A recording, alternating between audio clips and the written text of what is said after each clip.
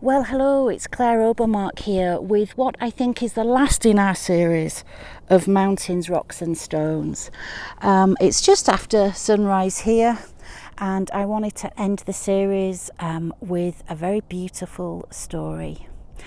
It was told to me by Linda Williamson, and it's called The Fair Maid's Tresses. It comes from the Hebrides, from the island of Barra, and it's a legend there, a local legend, I guess. And it's to do with the edible seaweed that's along that beautiful coast. Once upon a time, there was a family who lived near Castle Bay along the coast in Barra. And the father was lost at sea. He was a fisherman. His wife brought up their two children, the two sisters, and they grew into handsome young women. And time passed, and eventually they started wanting to court and take on a love, and they both happened to fall in love with the same man. They both fell madly in love with a young fisherman. But the young fisherman was a nice lad, and he was very respectful to both of the sisters, but he really was in love with the older sister. And the younger sister could not settle for this. She was incensed with rage and jealousy, and the jealousy ate away at her heart, and it turned her, into a very, very bitter younger sister. Well, as time went on, the more time that the fisherman spent with the older sister, the more jealous and angrier her younger sister became, until one morning she just couldn't take it anymore. She couldn't stand it. She was absolutely sure that he was meant to be with her. And she went along to see the local wise woman, the local henwife, and persuaded her to teach her a Gaelic enchantment song. In order to learn the song, she had to attend each evening and go over and over and over the song until she got it perfectly right, because it was indeed a magical song. It would put anybody into an enchantment. When they heard it, they would start to reminisce in their mind and fall asleep to it. Well, she learnt the song, and she invited her older sister along for a walk one morning. Well, her sister was delighted. They'd not spent a lot of time together recently. She felt they'd grown apart, and the young fisherman was away at sea. Yes, she said, I'd be delighted, and off they went for the walk along the coast. Well, they came to the bay, and the tide was way out, and they came down, and the cliffs were behind them, and they sat on a large jutting rock, and they sat there, and the younger sister said, let me brush your hair. She took out a brush, and as she started to brush her sister's hair, she started to gently sing the enchantment song into her ears. Well, as the curls dropped on her sister's hair, her hair went right down below her knees. It was so long. And as she sang and sang, finally her sister's eyes grew heavy and her lids closed, and she did indeed fall asleep. She reminisced in her mind, and she went into that enchantment song, and she lay down on the rock. And as she did so, her younger sister carried on brushing her hair and weaving her hair into the dense, coarse seaweed that was on the rock, until every strand of hair was woven and woven tight in. And there her sister lay asleep. And when every single strand of hair was woven in with the seaweed on the rock, the younger sister stood up and retreated behind her back up onto the cliffs to watch as the tide came in.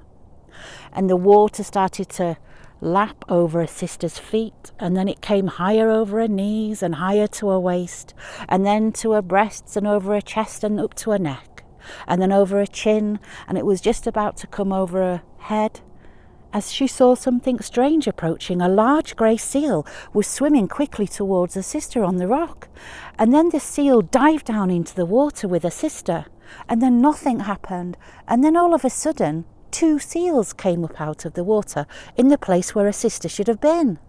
Well, the younger sister was just stood in disbelief on top of the cliff. No, she cried, no! But no sound came out of her mouth as she tried to scream at her sister. No sound. Well, in a rage, she ran and she threw herself off of the cliff. and she fell down through the air, and as she did so, she caught the current of the air, and she spread out her cloak, and the wind came underneath her cloak, and she transformed into the cormorant, and she landed with a plop into the water, screeching, "I'm sorry, I'm sorry, I'm sorry." But those two seals were away, and she never saw them again. And they say there, that's why whenever they see a seal, if a cormorant comes down near it, it will snap and get the cormorant away. And they say, well, that's just because the cormorant steal all the seal's fish. But, you know, we really know that on the Isle of Barra, it's because that cormorant tried to steal away the life of the wife of the great seal. And nobody will eat the seaweed there known as the fair maid's tresses. They'll eat the brown and the blue seaweed there, the dulse, but they'll not touch the fair maid's tresses. I hope you enjoyed that story. It was told to me by Linda Williamson, and Linda accompanies it with a beautiful song, a beautiful Gaelic song. So if you ever are in Scotland or you come across Linda Williamson, ask her to tell you the fair maid's tresses and sing you the beautiful song, which I'm sure she'd be delighted to. You can practice that story if you wish by listening back. If you've enjoyed this series, please subscribe to the YouTube channel, and please ask your friends too if they'd enjoy listening to some stories. I enjoy doing them, and I hope they give you some peace, and they're nice to listen to and pleasant, away from all the noise that goes on in the world. Well, that's the end of this series. I think I'll have a little break, and then we'll do some other stories, some maybe animals and creatures or bird stories next. I'm going to have a think about that. But this is the last in the Mountains, Rocks and Stones series.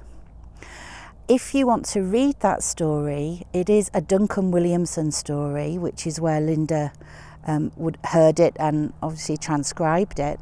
It was published by Berlin, Land of the Seal People. So you can listen back to this to practice, or you can read it in one of Duncan Williamson's many books as well. So it's a beautiful, special story. It's really loved. It's told quite commonly, and it makes up the great series of Selkie stories, really, you know, and the local legends about the Selkies in that area, which is so beautiful. Those stories, they're great. So I hope you've enjoyed it, and I will leave you now to enjoy this view for a minute more, and hopefully we'll be recording some more stories in a few weeks.